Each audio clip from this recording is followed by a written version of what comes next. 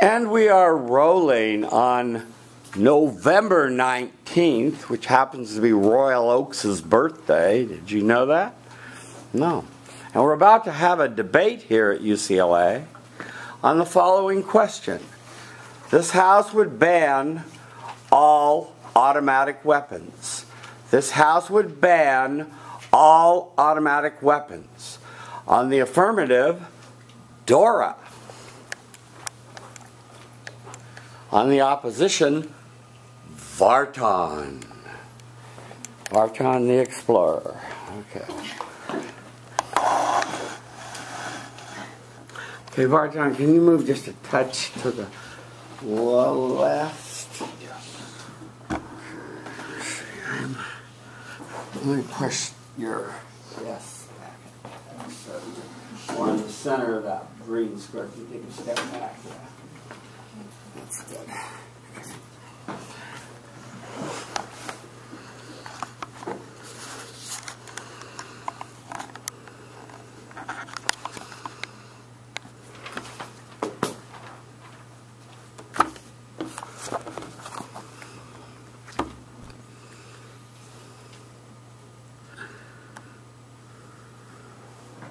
I didn't quite get that.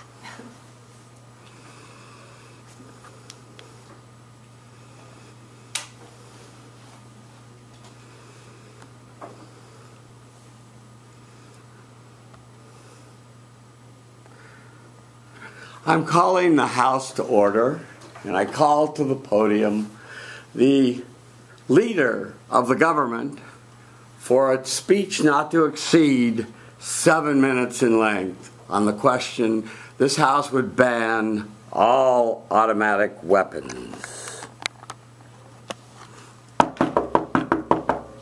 Thank you. I present my case in the affirmative. I will use 3 criteria to justify a ban on all automatic weapons. These weapons are unnecessary for civilian use, outdated for military use, and the individual right to own cannot be argued using the Second Amendment. An automatic weapon is a fully automatic firearm, a machine gun, continuously fires with a single pull of the trigger and stops only when the trigger is released or the ammunition runs out. A fully automatic weapon is not an assault weapon nor a semi-automatic weapon. A ban on all removes fully automatic weapons from civilian and military use in the United States with no exceptions or loopholes. The Second Amendment will be addressed because it contains the constitutional right to bear arms. I will prove its irrelevance regarding individual and civilian rights to automatic gun ownership. There are a few problems that can be solved with a ban on automatic weapons. The first is that automatic weapons are unnecessary for civilian use, but are not completely banned from civilian use. These weapons are not needed from self-defense, considered obviously dangerous, and are not in common use. This is criteria with which the Supreme Court outlaws weapons, Holt 2013. Handguns, which are semi-automatic weapons, are the most popular weapon chosen by Americans for self-defense because they have various advantages, Holt 2013. Automatic guns do not. Another problem is that automatic machine guns are a weapon of the past in terms of efficiency and combat and innovation. In terms of efficiency and combat and innovation for the United States military. Machine guns' importance declined when armored mobility became the decisive factor in war. The current lack of a civilian market for automatic weapons causes innovation and manufacture of these guns to stagnate, thus negatively affecting their military use. Reader 2013. The third problem regarding a ban is that the Second Amendment has been historically used to defend the civilian right to own guns, but there is no connection between this amendment and the right to defend oneself with an automatic firearm. Holt 2013. So how big are these problems? A complete ban on automatic weapons will not negatively affect public safety because crime is not committed using fully automatic weapons. Criminals use handguns because automatic weapons are expensive and difficult to conceal. FBI data for murders during 2011 shows a total of 300 by rifles, 500 by hammers and clubs, and 1,700 by knives, Levi 2013. This current partial ban we have is ineffective and arbitrary. Only automatic weapons manufactured before 1986 can be bought, owned, and sold, Mac 2013. But the reality of difference between these and those after 1986 is minimal, as they look and function identically. The same gun can be illegal or legal to own depending on its manufacture date. Machine guns result in ineffective military strategy and unnecessarily endangered soldiers. Automatic machine guns are powerless against mechanical weapons. Post-World War I introduction of the tank to military use destroyed machine guns and changed warfare. Soldiers with automatic weapons go in front of tanks, are generally in poorer mental condition and more likely to sustain heavy casualties. As warfare goes on, the poorer with each new draft these automatic firearm positions become. Automatic fire betrays one's position to the enemy to be singled out and destroyed and wastes ammunition due to speculative shooting. Constitutionally, arguments fail to prove automatic weapons features as essential to self-defense, hold 2013. There are no reasoned arguments that automatic weapons are indispensable or even contribute to self-defense. We have this current partial ban because civilians tend to perceive the protection of semi- and fully automatic weapons as one and the same, well in 2013, rather than separating the two. We still have automatic weapons in the military because post-World War military has been slow to adapt their old assumptions as new economic and technological developments come in, such as the tank that first made static defense powerless. Civilian and military use of weapons are correlated. The current civilian market for semi-automatic weapons, for example, allows innovation and manufacturing of new, improved semi-automatic weapons for military use. Taking away the civilian market with a ban would end innovation and cause ineffective weapons to be manufactured for military use. Therefore, since there currently exists no complete legal civilian market for post-1986 fully automatic weapons, newly automatic weapons are not innovative or effective, making them dangerous and unfit for current military use. Confusion regarding the Second Amendment is a result of interpretations about the extent that government can restrain power of the civilian majority in terms of what is necessary for defense. So the solution is to remove all and only all fully automatic weapons from civilian use, regardless of manufacture date or compliance with regulations. This eliminates confusion from current regulated ownership that in reality is subject to interpretation and loopholes. By eliminating automatic weapons, we can spend manufacturer money and energy on new mechanical military weapons. We also keep the semi-automatic weapon civilian market to keep these innovative weapons in military use. With this ban, we rule the Second Amendment as being incapable of determining an individual's right to own automatic weapons. Will a complete ban work? First, yes, it will allow civilians to keep guns for the purpose of self-defense, only removing unnecessary and already uncommon fully automatic weapons.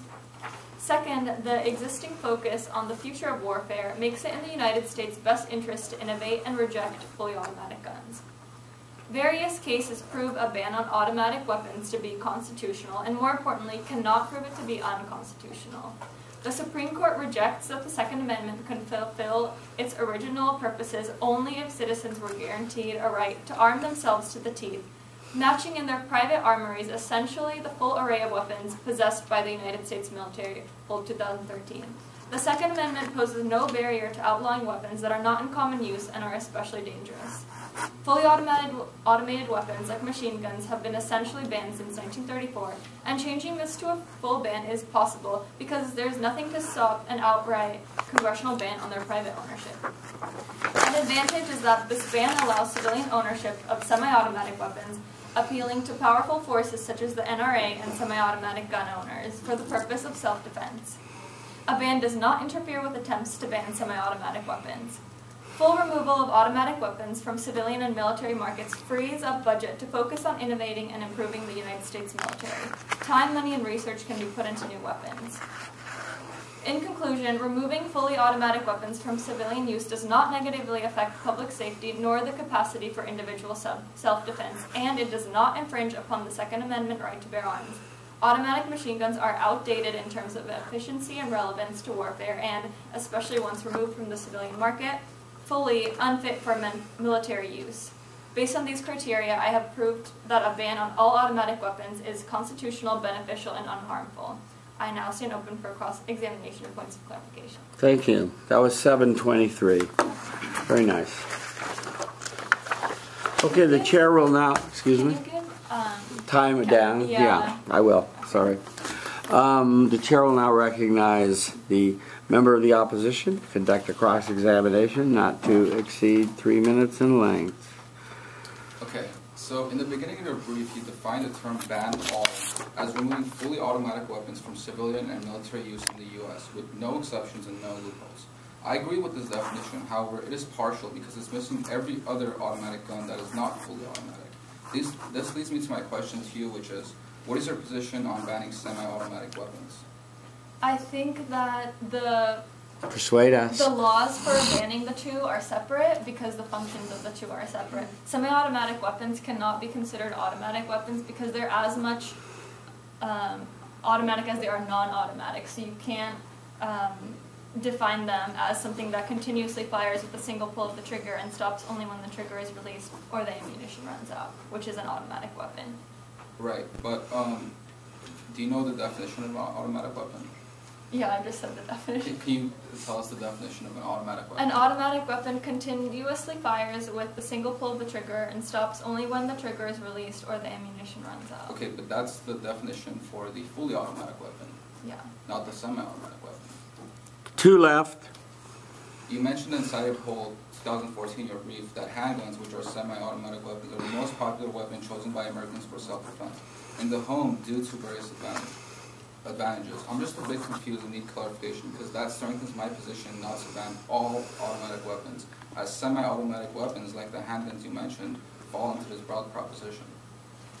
I guess that's where our positions clash because my definition of automatic weapon is only the fully automatic weapons and it does not include semi-automatic weapons. Right, okay. You stated that the new and improved semi-automatic weapons will help our government be more effective, but the ban states to ban all automatic weapons, which again brings to light our clash against with the definition. And you said that the ban will not ban semi-automatic weapons, but that proves my point again.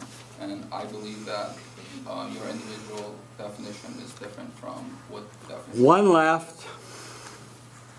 Okay, if you So- have any questions, not about that. Oh, no, that's all. Okay, thank you.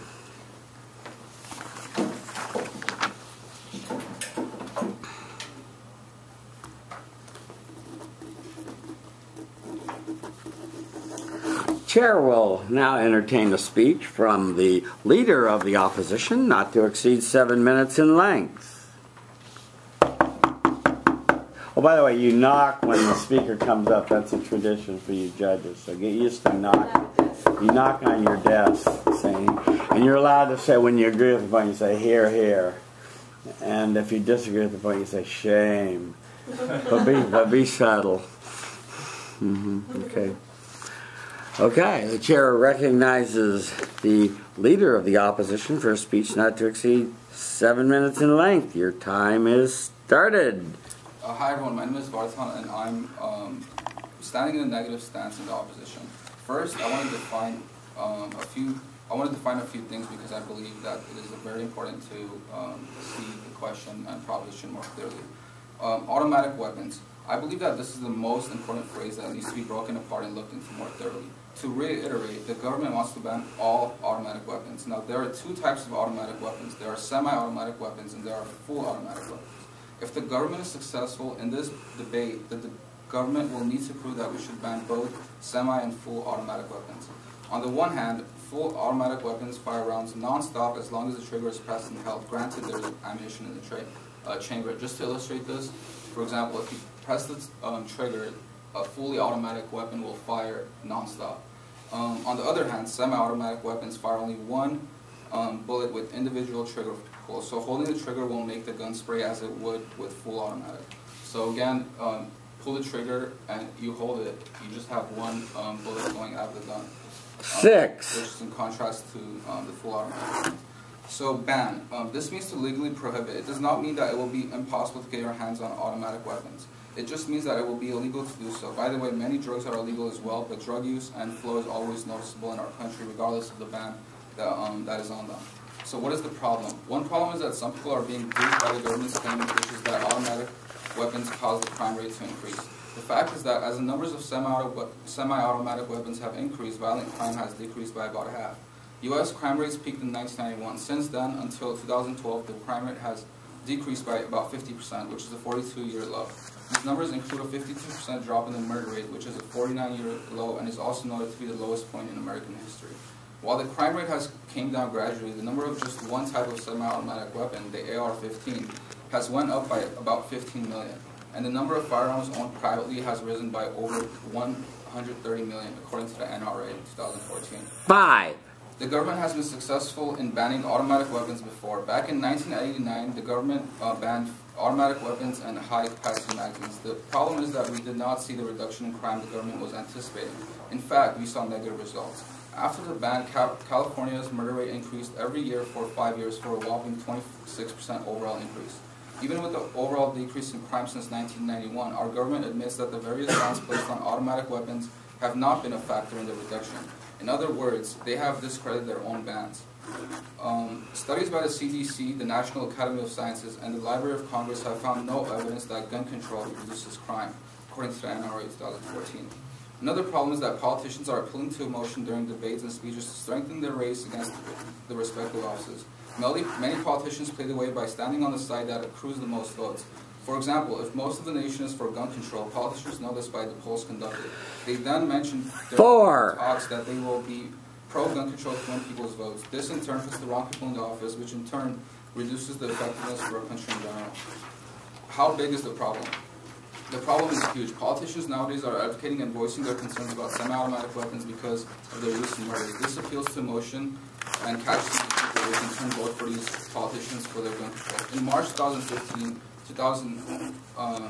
2015, an 18-year-old killed 4 people with a 5-inch knife. In June 2001, a school janitor killed 8 children with a kitchen knife. On July 1st, 2008, a man stabbed 6 police officers to death and wounded 4 others with a knife.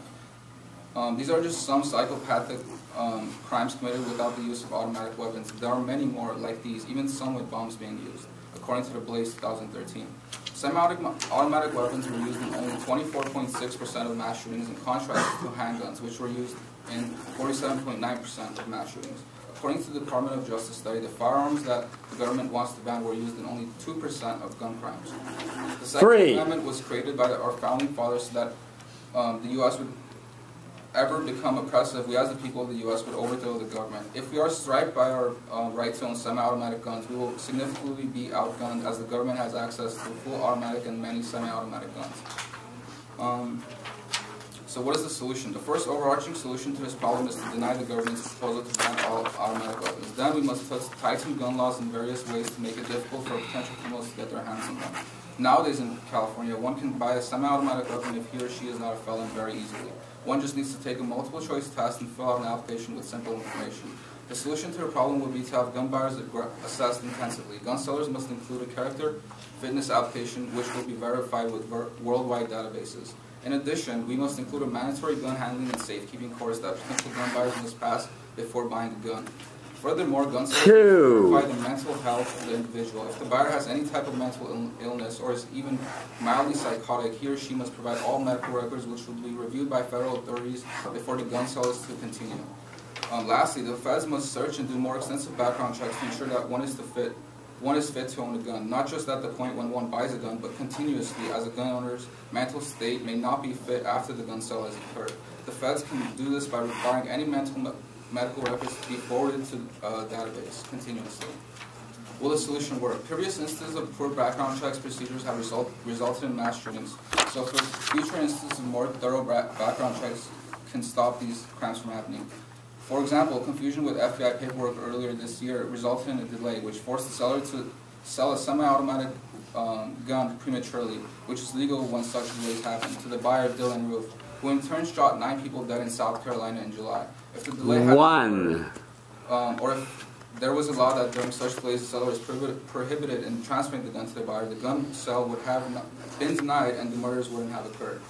So what are the advantages to the proposal? One advantage to my proposal is that we will stop potential criminals and murderers from retrieving guns. Second is that people will be better able to protect themselves. If we ban semi-automatic weapons, a lot of crime would not be stopped. For example, just last week, a family woke up to find burglars inside their home. Luckily, the homeowner had purchased the gun a few days prior. Here is what he said to the news outlets interviewing him. I leaned down and grabbed my pistol, and I cocked it and got it all ready, and the sound was enough to scare them off, he said. It was money well spent. Even though I didn't get to fire it off, I don't want to harm anyone. I just want them to leave me alone. So what are some of the disadvantages? The biggest disadvantage to my proposal is the money we have to spend and the programs we must create to get our government to start thoroughly investigating pre-gun sales. On balance, what outweighs? Through careful cost-benefit analysis, anyone would see that our proposal benefits outweigh the negative aspects. There should be no doubt in this room that we should not ban all automatic weapons, as it will hurt us. Thank you. 7:15. Thank you so much. The chair will now recognize the leader of the opposition to come to the podium and conduct a cross-examination not to exceed 3 minutes in length.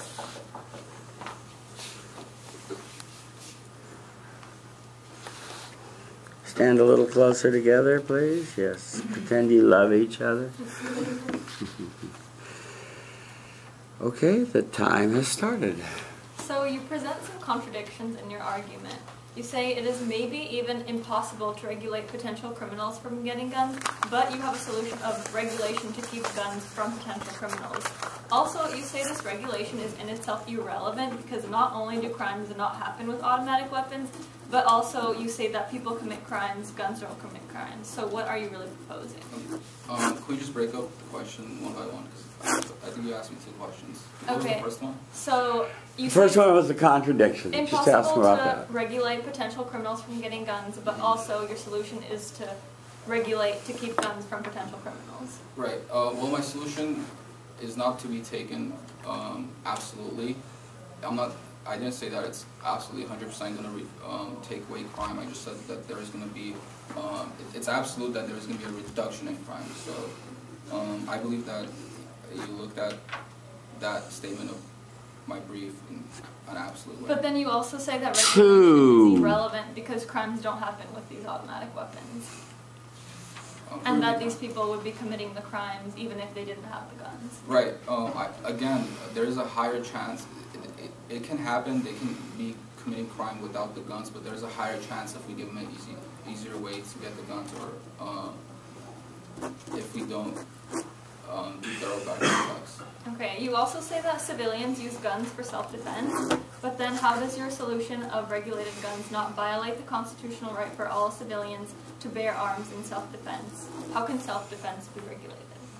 Well, my solution is not going to ban them from their hurt their Second Amendment, because if they're fit to own a gun, they will get a gun. And this thorough background check and federal process of retrieving a gun is what will happen in order for one to get a gun and be able to self-defend themselves. One left.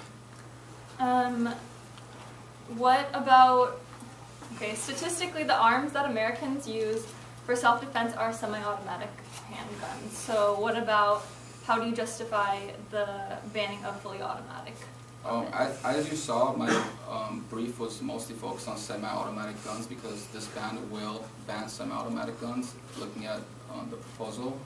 I haven't extensively looked into the fully automatic or machine gun sense of the argument. Half. I cannot say I hold either to ban or not to ban, because with the guidelines in my brief didn't allow me to go and further examine that. That's all. Thank you. We've now concluded the thank you for respectfully waiting at the door. We've now concluded the constructive portion of our debate. It's now time for refutation. So the chair will now hear from the leader of the government, who will demonstrate the 4 steps of refutation, I hope. And I'll give you time all the way down, from 4 down.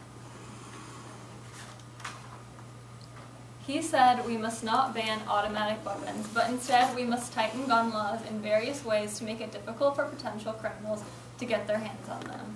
I disagree that tightly regulated gun laws are the solution, and that instead a complete ban on fully automatic weapons is the solution. Because regulation of automatic weapons is neither relevant nor necessary for crime prevention.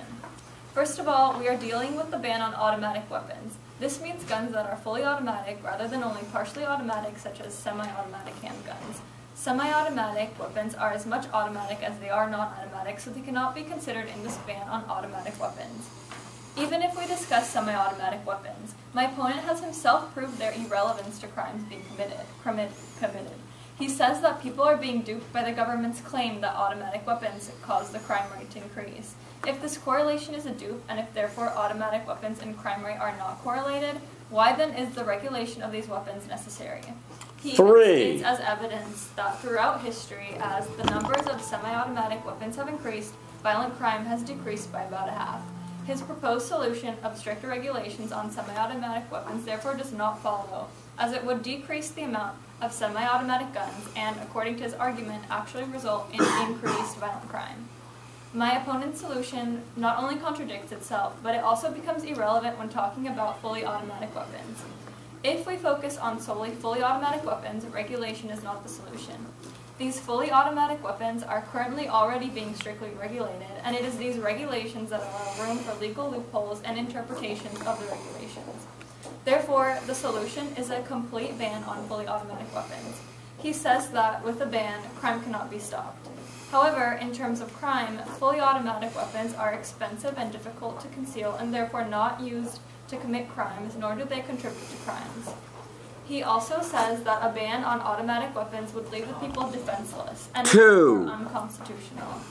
He says that without a ban, people will be better able to protect themselves. However, as I stated in my brief, it is handguns that are the most popular weapon chosen by Americans for self-defense due to various advantages. This argument does not apply to automatic guns, which are not weapons for self-defense. Banning all automatic guns means banning all fully automatic guns. If a weapon is not needed for self-defense, such as how a fully automatic weapon is not, the criteria is met for the Supreme Court to legally ban it. Therefore, the United States should and can ban automatic weapons. Thank you. That was 239. Thank you so very much for that. 4 steps of refutation. And now it's time to hear from the leader of the opposition with his 4 steps of refutation.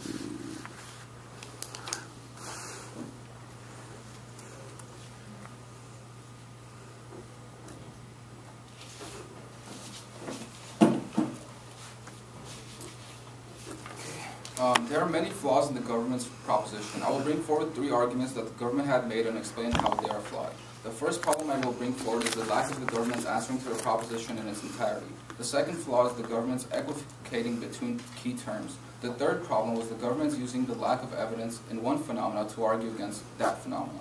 The government defined automatic weapons as fully automatic weapons and machine guns. I disagree because there are more guns that fall into the category of automatic guns. For example, semi-automatic guns. Therefore, the government's brief does not address the question fully, and I believe that this alone is enough to lose the debate. The government argues that we should ban automatic weapons because they are unnecessary. I disagree because just because something is unnecessary does not mean we should ban it. Therefore, the government's argument is flawed because it relies on your assumption that unnecessary is equal to should be banned. The government states in their brief that there are no reasoned arguments for pistol grips or barrel shrouds and telescoping stocks. The government uses this as a reason to ban all automatic weapons. We, the opposition, disagree with this because in absence of these reasoned arguments does not justify the ban. It is possible that extras like telescoping stocks might not really help in a literal sense, but they might boost the confidence of the user of the gun, which may in turn make the user less vulnerable to danger. And I didn't think that the definition of automatic weapons would be a problem in the debate, but I urge you all to do a simple Google search and see what the definition of automatic weapons are, because semi-automatic weapons do fall into the category. Thank you. Thank you. That was 1 minute and 30 seconds.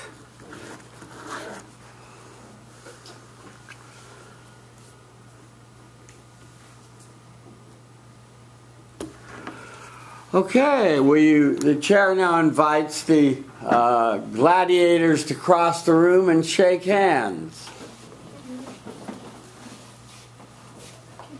Thank you.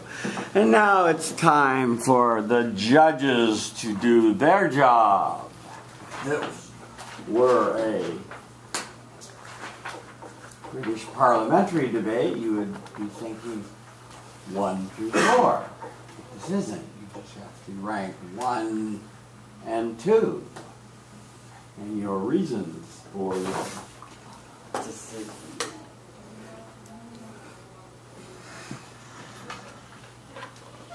Give me that chair. You say, Mom? I've been doing it out of 100. Yes, out of 100. And that may, yes, out of 100. Speaker points out of 100. And by the way, thank you. The chair may ask you about the points, and so you can say which speaker you thought was better than one or the other, and say why. So, but we rarely give under 70 or over 80. That's just the norm in the activity.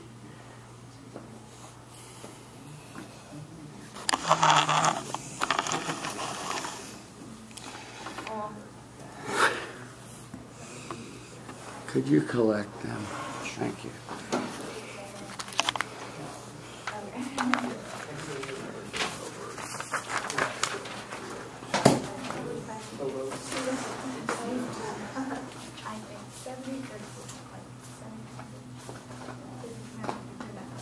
You know what I mean? Yeah, I've been doing it. It's just part one because it's not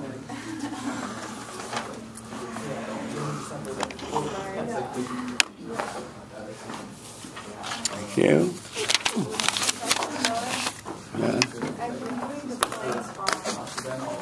Okay, well, do them right. What have you been doing on 30? I've been doing like, this one has 70% of my vote, this one has 30% of my vote. Oh, I see. Yeah. Wait, sorry. That's okay. We're all learning here, right? Most of the people. Yeah, so we're kind of coaching them and judging, and hopefully they'll watch the tapes, and, you know, they'll be fine as wings. Excuse me, what? Everyone's going to practice tonight. Yeah, practice tonight, yeah.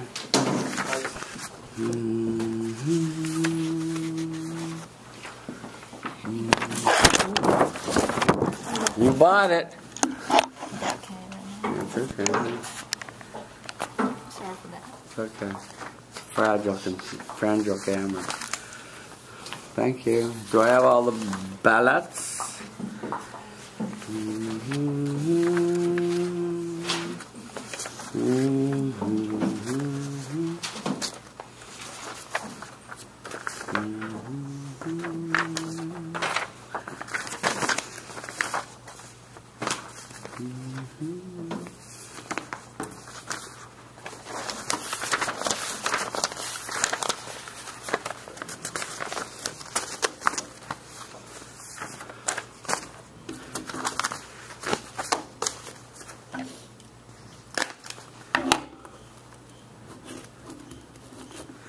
And the decision was 7-2 for the government. So, let's try to understand why in a very quick roundup of a positive comment for each person and your reason for decision by first saying your name, how you voted, and some feedback. We'll start here.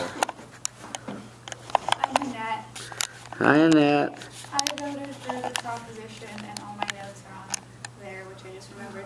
But I thought Laura did a very nice job of sticking to the point, and she pointed out a lot of contradictions in Barton's debate and cross-effects and reputation, which kind of won me over. And I like that she sort of stuck to the point of it being unnecessary, and that appealed to me. It wasn't any sort of emotion involved in it. And Barton, I thought you did a good job of sticking to your point. I was just sort of unclear on what the argument actually became about, whether semi-automatic or not automatic, but based on, you know, fully automatic in the resolution, I just kind of went with Dora's. Okay. Yeah. Perfectly fine. Thank you. Yes, sir.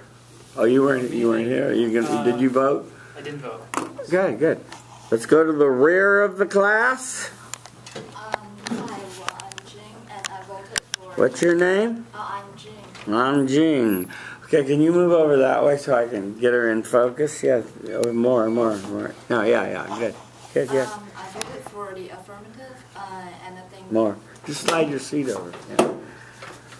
Good. Yeah, and I think Dora did a very great job in the cross-examination process.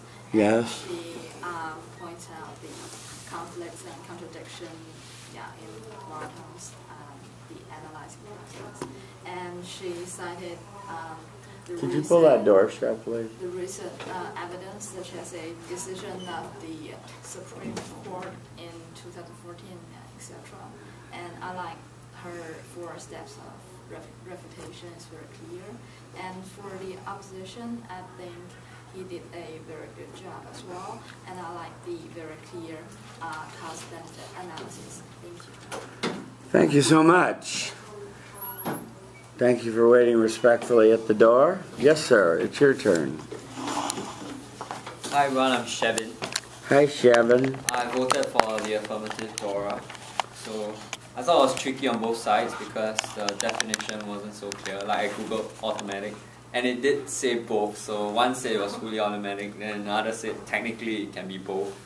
So but by the definition of this, and I give it to the proposition on the definition. But I thought I'll start with Varton, I thought you won on the debate part. The arguments were really clear. Perhaps another way you could strengthen definition could be not just point out there were more categories, but just point out that there were more people owning the semi-automatic guns, so you should follow this definition. You point out there were more categories, but maybe ownership, if you had some statistics on the ownership, how many people actually own more semi-automatic weapons, that would be useful. I thought you gave really strong reasons and evidence, so I gave it to you during the for the first part of the debate, but Dora came back really strong in the cross-references. You point out contradictions, point out strong refutations and stuff like this, and I thought that was really, really, really well done. And yeah, but the only issue regarding your debate, like the first part, was that I felt you didn't really deal with the core issue of security. So like, why is it unnecessary? Why should we ban it? Because that will be the main issue. If you remove all the guns, all the automatic weapons, what happens with the safety of the people? Yeah. Okay. Those were good points. Thank you. Yes, ma'am. Hi, I'm Tiffany. Hi, Tiffany. I voted for the affirmative.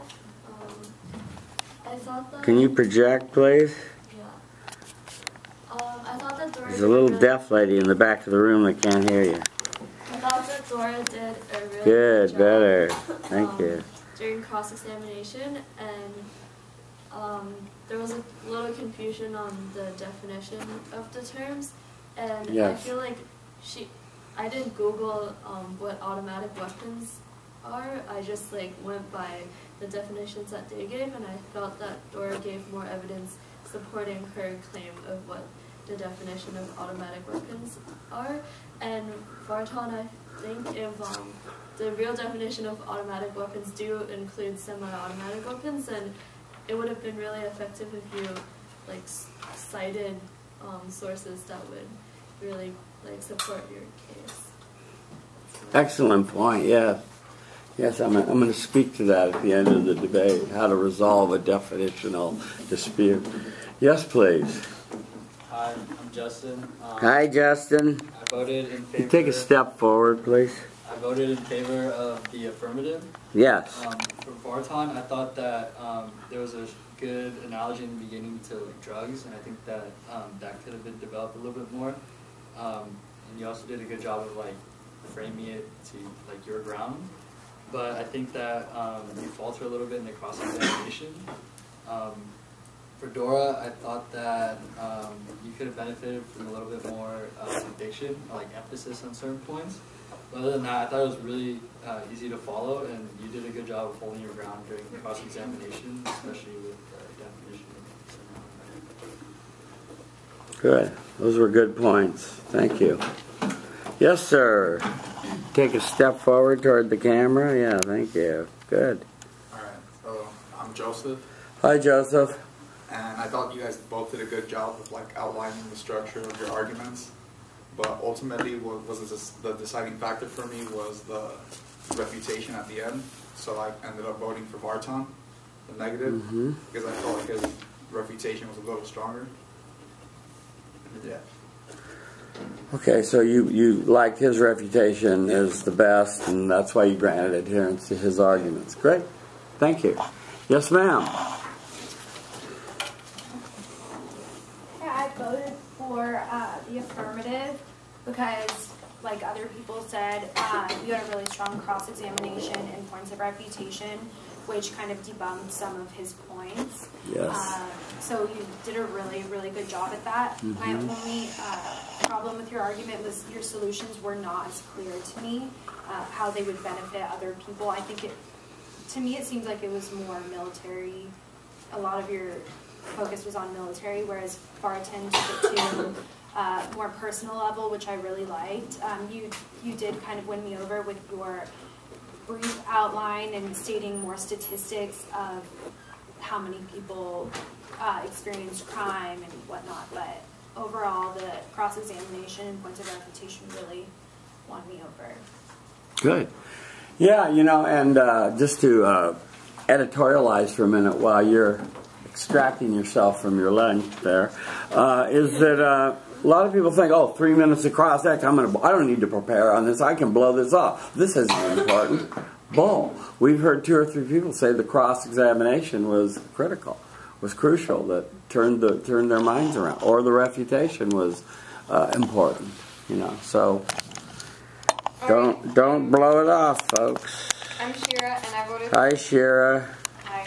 I voted for Barton for the negative, and I think we've all kind of talked about how the definition affected our decision. For me, when I see this house will ban all automatic weapons, I automatically assume that that's including semi-automatic, and you weren't able to convince me that it didn't, and his information for me did. I think your cross-examination was really good. When he was asking you questions, you kind of brought it back to relevance, and I think it was good when you pointed out that his solution was kind of going against what he was arguing, but it kind of won me over in your refutation when you talked about how unnecessary doesn't necessarily mean we should ban something, and how when we've done that in the past it's actually kind of backfired. So it was like 2 points difference, so that's where it was. Thank you so much. Let me just make a couple of quick comments about this. And we had an interesting definitional dispute, didn't we? Which was sort of something that has sort of come up here for the first time, and it was kind of important. And they had 2 contradictory definitions of what that word meant, automatic weapons. And what do you do when you have 2 contradictory definitions? And I think you came closest to what I suggested would be a good way to do it, which is to suggest to have some standard for what a better definition would be. And you suggested such a field context or an expert or an authority that said, here is what automatic weapons are. Here's what Oxford English Dictionary says. It includes semi-automatics and automatics, or some experts in the field that say automatic weapons are, yes, they are both automatic and semi-automatic. All the literature in the field says that. Now the impact, you have to then win the argument on that level, but then you have to give it impact and say, now the reason this is important, the reason this definition is important, and Barton alluded to this in his rebuttal when he said, this means she didn't want to address the whole resolution. She wanted to just take a ticky-tacky, narrow part of it and not deal with the meat of the resolution, the whole semi-automatic and automatic weapons. And therefore, she should be punished for that and lose. That would be perhaps a different way to handle it. Let me say a couple of obvious things to you folks about I'd like to see you on your refutation use all your time, And Dora, you're smart.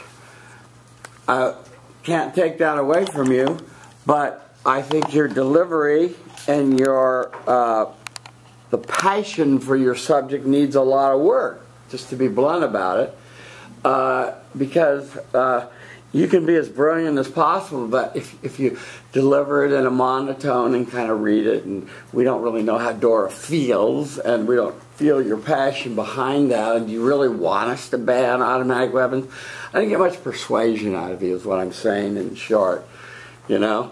And this is going to cost you down the road. Just remember I said this, if you don't change and work on developing that sense of, you know, put yourself into this and put some more, work on, you know, there's ways you can work on your delivery so that you have an emphatic style delivery. You speak louder, you speak softer, you go fast, sometimes you go slow for emphasis, key words. The Supreme Court has ruled no one has a right to own an Uzi. You know, just, you know, it's over, Johnny. You know, and stuff like that. So that's the first thing I would say. Vartan, you are on the right track. You improved. Thank you for getting through most of your case in 7 minutes. You didn't before. So you're learning to adapt. That was good. Don't read disadvantages to your case in your opening. It doesn't help you. You only want to present information to your judges that are favorable to your side. Understand? I would have spent a little bit more time on solvency.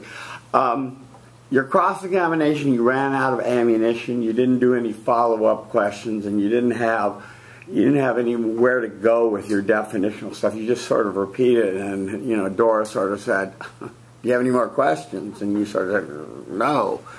And so you were sort of just left hanging, and your credibility was kind of sunk.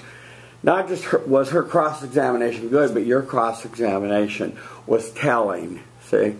And so I wouldn't neglect cross-examination preparation in the future. I think that's vital. Okay, we're out of time. That's enough. Thanks. Yeah. Okay.